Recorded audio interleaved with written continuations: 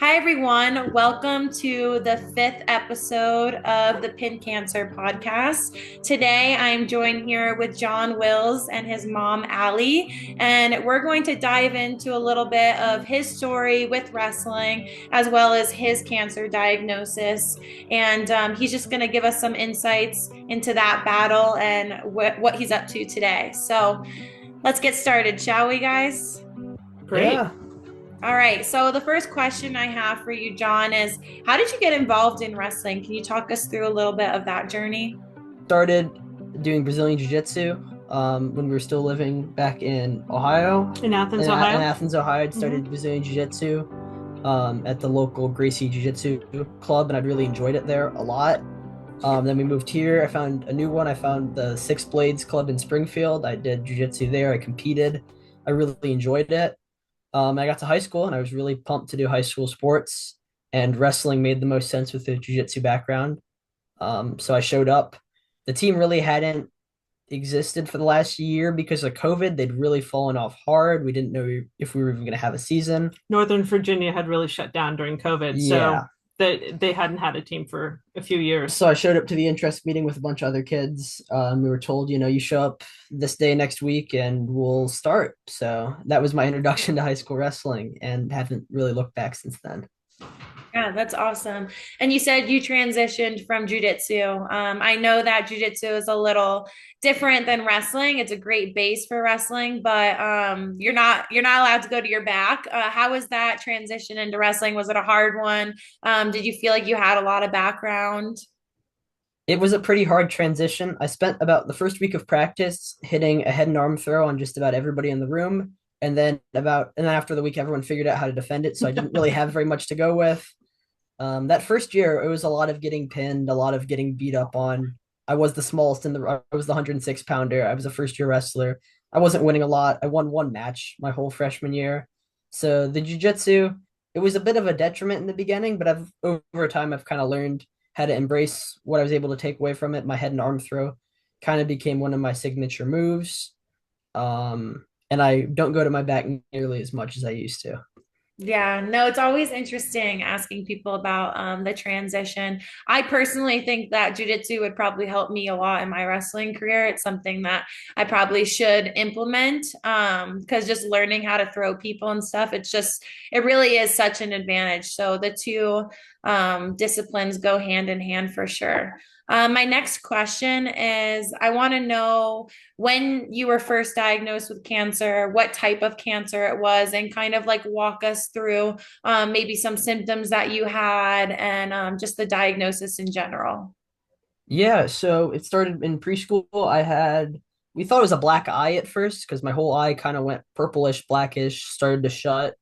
So he took me to the local hospital Oh, we thought it there. was a sty, Thought it was a sty. I thought it was all kinds of different like a pimple things. on his eyelid, is what it really looked like.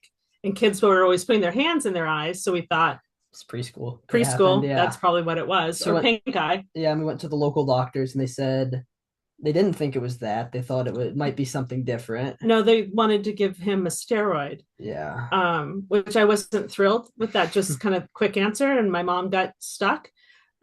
We'd also visited family the weekend before, and my great aunt and her partner had worked in a hospital, and one of them thought John wasn't right. He was 5 years old, and we had a newborn baby, and she was so concerned about John. She's like, "That there's something not right." Um, and so that stuck in my head, and so I said, "No steroids. Can we see an ophthalmologist?" Who said, "We think it's a sty. Put hot compresses on it, and we'll see you next week." And we did, and his eyes swelled shut. And about 2 days later, my husband and I looked at each other and we said, we're going back. So we called and she said, "We need to see you in Columbus in an hour and a half." And we lived an hour and a half away from Columbus. And he was at preschool and I was home with a brand new baby. So Picked they up and we hauled they took up. us the next day, Yeah. and rushed us through appointments as we were chaotically driving through Columbus, which we didn't know very well, to get to appointments. And that was on a Monday, and that following Friday, they had him in surgery. Um, but we really, going into that surgery, I'd never heard the word cancer, and somehow my husband had. So I was optimistic it was really just some kind of an ingrown eyelash or something else. And So it was happening so fast. I don't think either my husband and I were fully keeping up with what was happening. But They diagnosed it pretty quick. Rhabdomyosarcoma in my right eyelid. yep. Yep. So Soft that was tissue. before the surgery, they diagnosed him and then kind of rushed him into They surgery. didn't diagnose him till after the surgery. So going into the surgery, really, we still weren't really sure what was going on. But they were going in to remove whatever it was in his eyelid. Okay. Okay. Um, And, so after surgery, they tell you that what was it again? What was the name of it? it's called rhabdomyosarcoma, Okay. and And go ahead. it's a pediatric soft tissue. Okay. Generally, it happens generally, not always, but in the head, the neck, or the groin area. So we were really fortunate that it came up so fast and was in his eyelid. It's visible place. It was in a very visible place because Yeah. it can also be hidden deeper in his And it skull. wasn't. We've known other people who've had it in deeper in their bodies or in their arms and other places. So it can be other places as well. Yeah. So we were just very lucky.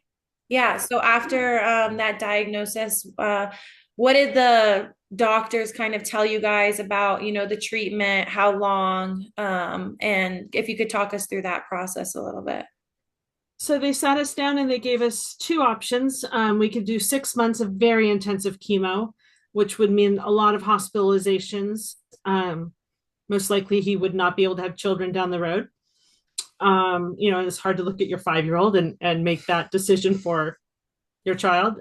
Or we could look at a year-long chemo regimen that was going to be less toxic on his body, 1 day a week. And if his body responded well, no overnight hospitals, because he most likely wouldn't get sick. In either way, 5 weeks of radiation.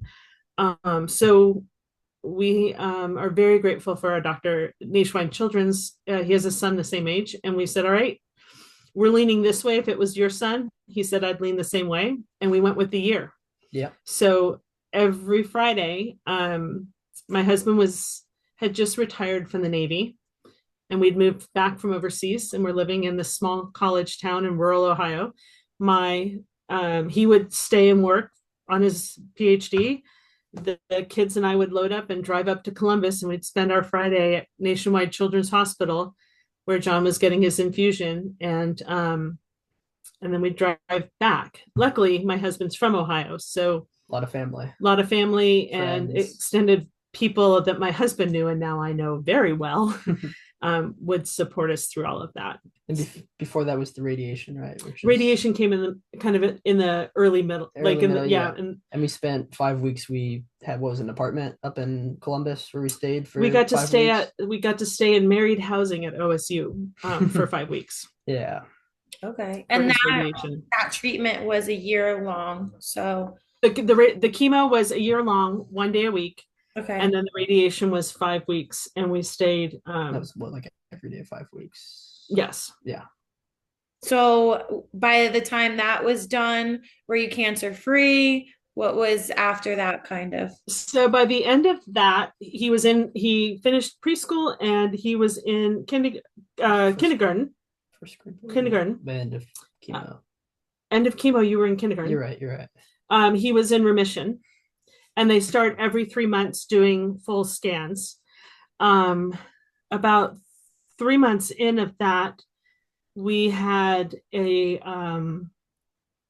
scare, which broke me. I did really well through all of it until that, where they came and on one of it, just normal follow-ups, doing all the checks, and they said that his cancer was back and that he had a tumor embedded in the muscles around his eye, and that they were going to need to remove his eye to get the tumor out, and that they couldn't even put a prosthetic eye in, that they were going to have to permanently close his eye.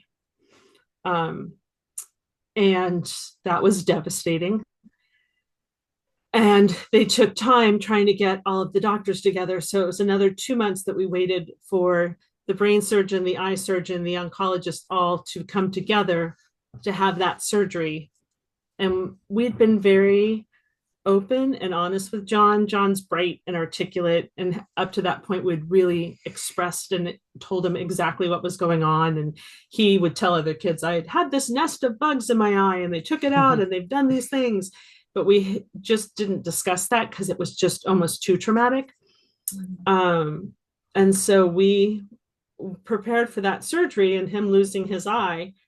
And they went in and they realized, and they were so convinced, they realized there was no tumor at all. They were mistaken. There was some decomposition of bone and other material, but there was no secondary tumor. Like, they were just convinced. And so we chalked that up to a whole host of things, power of prayer, doctor made a mistake, whatever we want to call it. We'll take it. We'll take the win. Yeah. But he had he had brain surgery. They had to actually go in to make sure that that was not there. And from there, we followed up with 3 months, and then it went to 6 months. And then by 5th grade, he was cancer free. And now once a year, we go back to Children's in Columbus for his annual physical, which we could have moved to Virginia when we moved to Virginia, but we just really like all the are doctors. so grateful for the team at Nationwide. We go back. Yeah, They're that's really that good. Yeah. I think having great doctors and stuff, it's like so important, especially in a journey like that. I had an episode with another woman, and I was talking to her about it, and she permanently moved to New Jersey, which is where I'm from, because she just loved the staff in New Jersey. And so she was originally from Texas, and she just said, I had to move to New Jersey because it was just better treatment. And so yeah, having a good team of doctors is incredible. But I actually, we haven't had anyone as young as you were, John, diagnosed. So I can only imagine how hard it was for you, Allie, to kind of explain that to a 5-year-old and like the right way to go about it. And whether you do, kind of tell the full truth or kind of protect them a little bit. So yeah, I can only imagine how difficult that is, but it seems like you handled it really well, because John, he seems so much older than, what are you, 18? Yeah. They turned 18 in November. Yeah, it's crazy. Just talking to you in the short time I can tell, you're super mature and you, handle yourself well. So, I guess my next question I have for you guys is, what advice would you give to, someone going through something similar like this? I guess you could answer it in the sense of maybe, a parent having a young child maybe going through something like this. What advice, Allie, we'll start with you, would you give that family? I think the best advice I got was to not say no when people are offering to help, because at some point they may stop offering. And you don't have to do it all. People would give me gas cards, and I thought, that's so silly. But then I realized when I would use that card filling up my tank of gas, and I blew through a lot of gas, I kind of felt like they were riding in the car with me. So taking on those just simple things, and it let other people feel like they were helping. When I did need something, it made it easier to reach out. I had somebody offer to write thank you notes. And I was like, no, I'll do it. Take people up on those offers. Let people help, even though you think you don't need it, you do. And if you don't need it yet, at some point you will. So then you have create that world around you to help. Because I had a 3-month-old baby when he was diagnosed, and we had just moved back from overseas. And my family's all in California.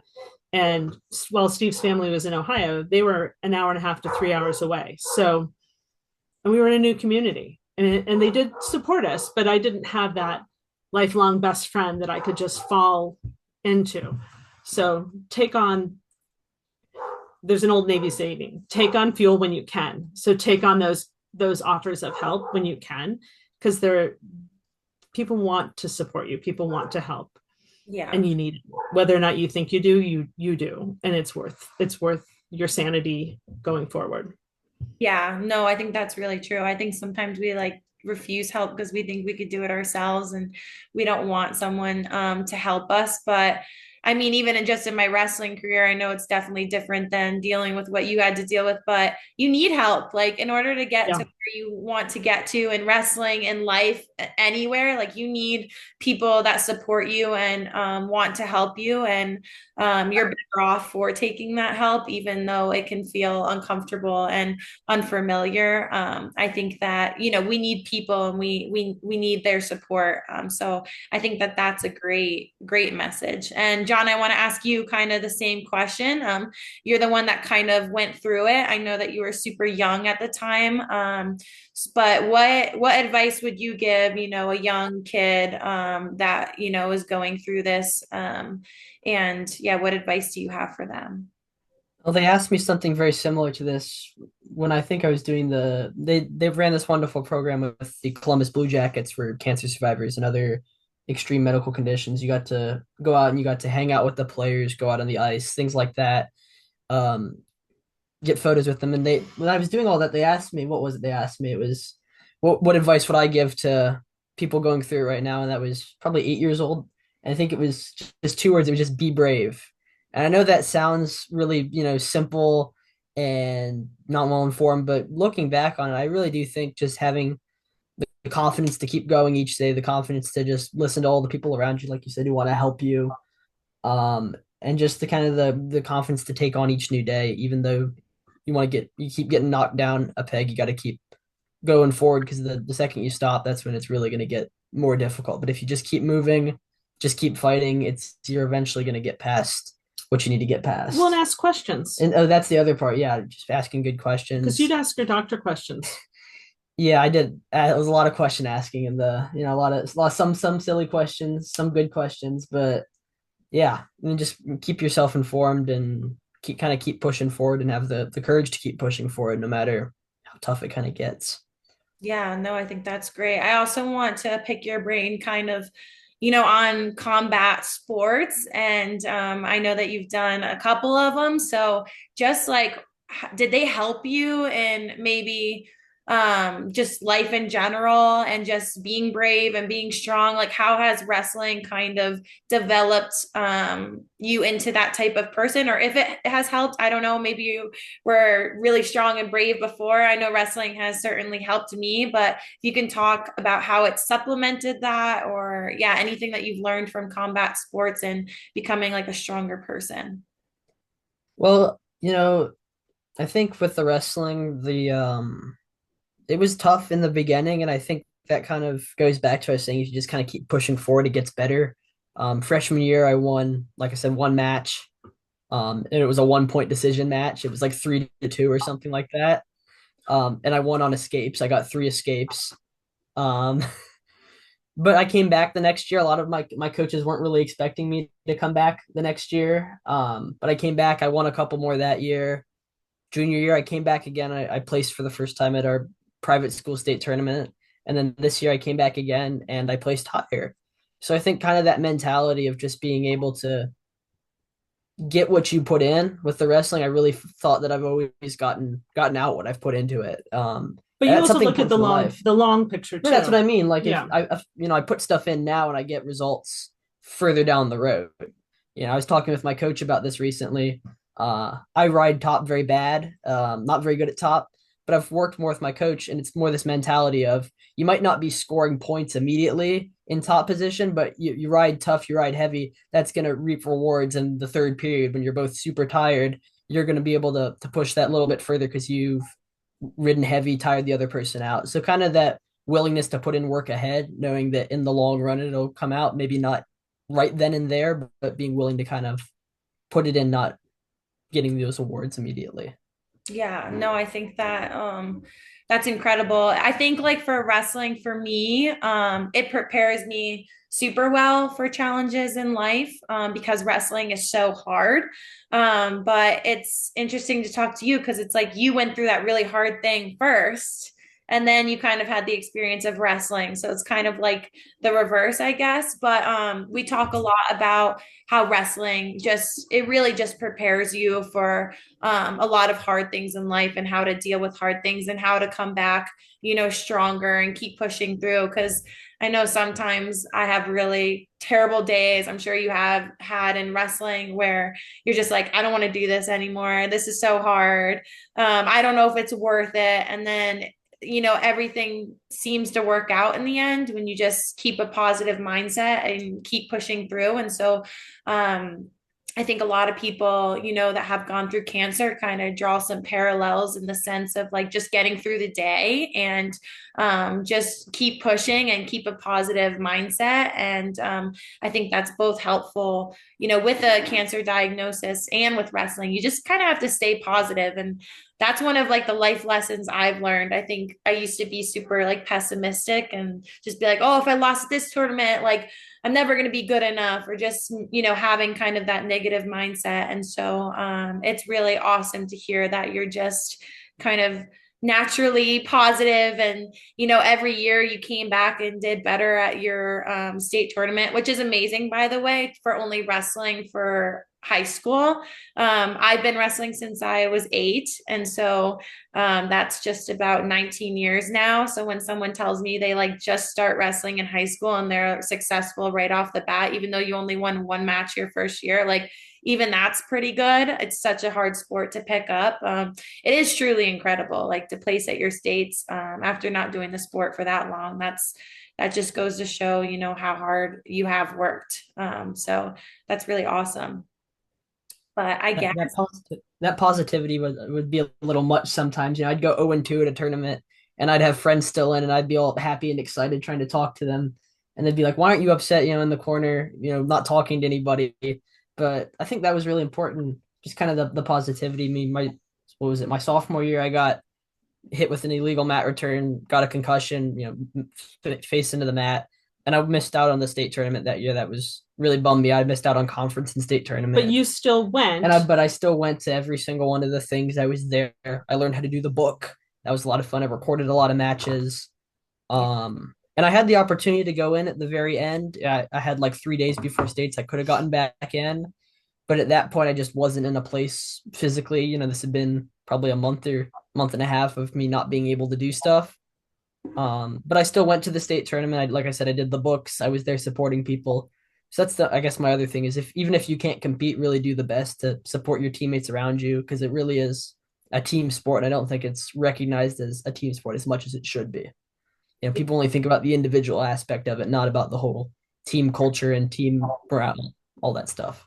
yeah, no, I think that's super important. And for you to have that wisdom at 18 is honestly incredible. I feel like I didn't get out of my negativity phase until my, mid 20s. So that's pretty cool that you have that at 18. But life is so much better when you're just positive and just take things, one thing at a time. And also, like you talked on, like learning and being curious. And, that's something that kind of came when I was like 23, 24. Like, if I can't do this, then let me figure out what else I can do. And that curiosity, I think, just like leads to a happier life, and wanting to learn and wanting to educate yourself on everything. Those are just like such great qualities to have. And I'm sure you're going to be successful in whatever you do because you have that personality. So that's great. And I really admire that.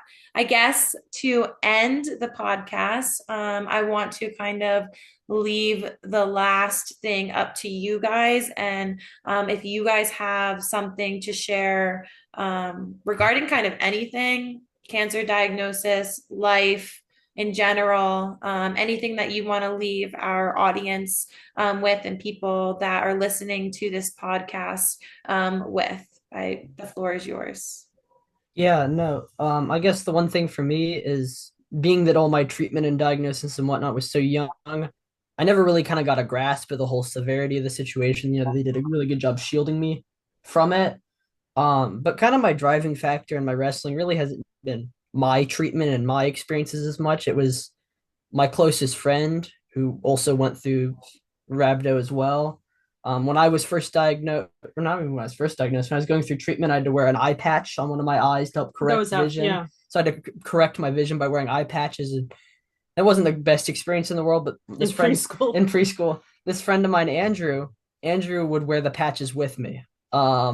He was always asking me to come and hang out at his house.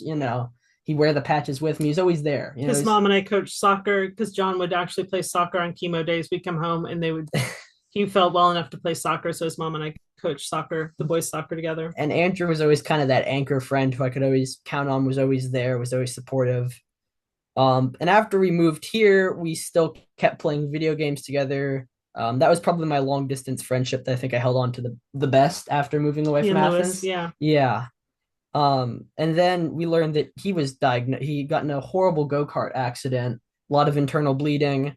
And they went in to do surgery on him, and they found what was it, tumor in what was it, his lungs? No. I wouldn't go to. Yeah, I don't know, but another case of rhabdo, deep inside. He had a very, very, very tough battle. We got to go back and see him a couple times. You went to an appointment We together? got to go to an appointment with him. It was just a brutal battle for him. But again, he was another person who just, you couldn't wipe the smile off of Andrew's face ever, no matter what. And Now we that's got to go back lots of times the friend that was wearing eye patches with you. with eye patches with me. Yeah. Crazy We story. saw him a couple times. I think the last time we got to go back and see him, he was really, really, really really rough. sick. I mean, barely getting out of bed. Yeah, you guys. He Kinda- laid in bed and you guys played Legos. we built a Lego house together in bed, and his hair was really starting to go It at was that gone, point. yeah. It was kind of patchy, but still smiling, still laughing, still there. And that's kind of been some of my motivation in the wrestling, is like, seeing his kind of courage and confidence fighting something like that. A wrestling match is nothing compared to that. So I should be able to go out there and just give it my all, in confidence, and have the confidence to always give it my all. So he's kind of one of my biggest inspirations, to have all the courage and positivity and happiness at all times. So he's kind of the one I fight for.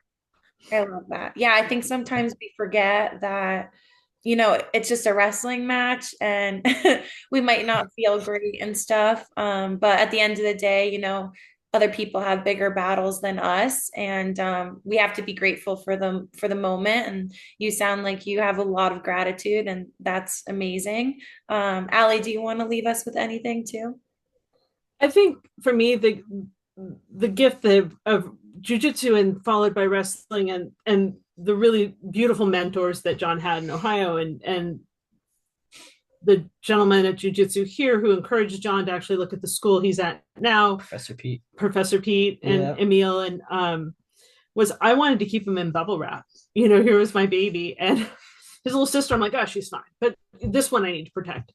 But it gave me confidence to let him get back to being a kid, and take the bubble wrap off. And watching newer moms with wrestling, and they're like, oh, you're folding my kid in half, and I was like, let him go for it. Just like, he knows what his body can handle. And I think that that's the gift of wrestling, is he knows his body so well, and coming back from cancer and knowing how to the brink of just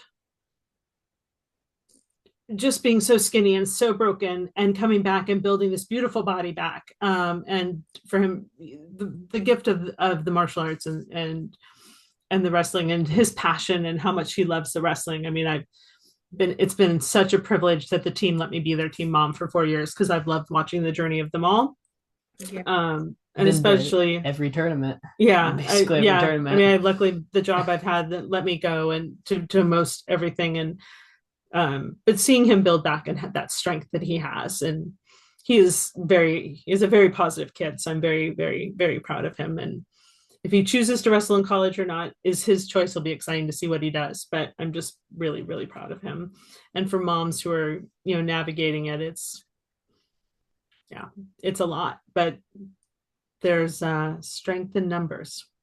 I know. I think we don't appreciate the team moms enough. Like, you guys do so much for the wrestling teams and all the support. And I'm sure John has felt that love and support from you. And so it's great to have moms and dads, and just having that support in wrestling and in life. It means so much. I know my parents have supported me so much on my wrestling journey, and it really is like it's a family thing. Like wrestling is like an all-in sport, so you need that support from your parents and your friends and all of that. So I'm so happy to hear that you guys have a little wrestling community there for you guys and supporting you guys. And so that's great. So I think that concludes all of my questions. So I just wanted to thank you both for hopping on the 5th episode of the Pin Cancer podcast. And we want to stay connected with you guys. So we'll be posting, your stories on our Instagram and our social medias over, the next couple of weeks. So I just want to thank you guys again for hopping on.